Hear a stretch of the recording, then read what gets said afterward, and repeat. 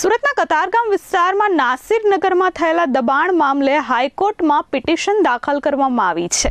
જેટલા પણ બચી ગયેલા ઝૂંપડા છે તેને દૂર ન કરવા માટે હાઈકોર્ટ પાસે સ્ટેની માંગ કરવામાં આવી છે.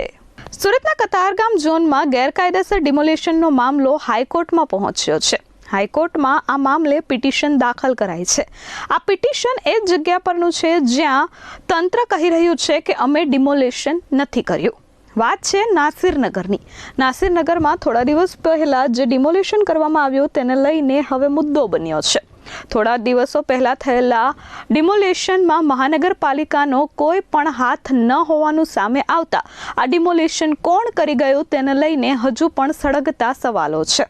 ત્યારે કતારગામ ઝોનમાં હવે કાયદાકીય જોગવાઈઓનું પાલન કર્યા વગર ડિમોલિશન ન થાય તે અંગે હાઈકોર્ટમાં પિટિશન દાખલ કરવામાં આવી છે. એડવોકેટ ઝમીર શેખ દ્વારા પિટિશન દાખલ કરાઈ છે.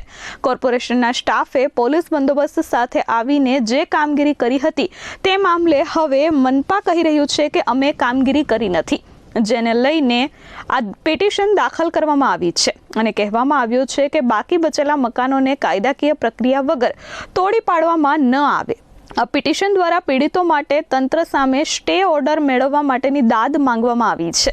આ ઉપરાંત નિયમોનું ઉલ્લંઘન કરીને કરાયેલા ડિમોલિશન બદલ જવાબદારો સામે સુરત ચીફ જ્યુડિશિયલ મેજિસ્ટ્રેટની કોર્ટમાં ફોજદારી અરજી તૈયાર કરાઈ છે. આ ફોજદારી અરજી દ્વારા જવાબદાર અધિકારીઓ અને એફઆઈઆર દાખલ કરાવવા માટેની માંગ સાથે કાયદાકીય કાર્યવાહી આવતીકાલ સુધી કરવામાં આવશે. અત્રે ઉલ્લેખનીય છે કે કોઈપણ પ્રકારની નોટિસ આપ્યા વગર અંદાજે 100 થી 200 જેટલા મકાનો તોડી પાડવામાં આવ્યા હોવાનો દાવો કરવામાં આવ્યો છે અને આ કામગીરી સેન્ટ્રલ ઝોનના સ્ટાફ દ્વારા કરાતા બાદમાં તંત્રએ આ મામલે હાથ અદ્ધર કરી લીધા હોવાના આક્ષેપ થઈ રહ્યા છે. ત્યારે હવે જોવું રહ્યું કે આ મુદ્દો કેટલો આગળ ચર્ચામાં રહે છે. આપનું નામ ને ડેઝિગ્નેશન? એડવોકેટ ઝમીર શેખ, સુરત. 29/5/2024 રોજ કતારગામ ઝોન સુરત મહાનગરપાલિકાના હદ વિસ્તારમાં નાસિરનગર ઝૂંપડપટ્ટી એક નોટિફાઈડ સ્લમ છે.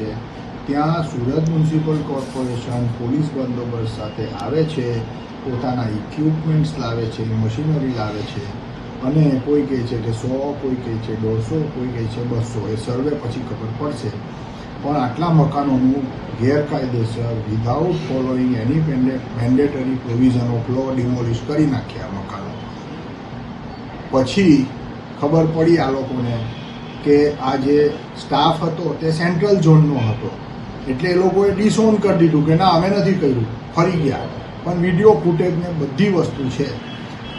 એટલે જે બાકીના મકાન જે બચી ગયા છે એમાંથી એક પિટિશનર વતી મેં પિટિશન ફાઇલ કરી છે નામદાર ગુજરાત હાઈકોર્ટમાં અને દાદ એવી માગી છે કે without following procedure of law mandatory એનું ડિમોલિશન કરવું નહીં અને અમને મનાઈ હુકમ આપવો, વત્તા જે ગેરકાયદેસર રીતે મકાનો તોડી પાડ્યા છે એના માટે સુરતની ચીફ જ્યુડિશિયલ મેજિસ્ટ્રેટ સાહેબની કોર્ટમાં એક ફોજદારી અરજી અમે કરીને એફઆઈઆર રજીસ્ટર કરાવવા માટેની દાદ માંગીશું.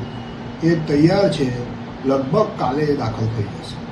Bureau report S24 news, Surat.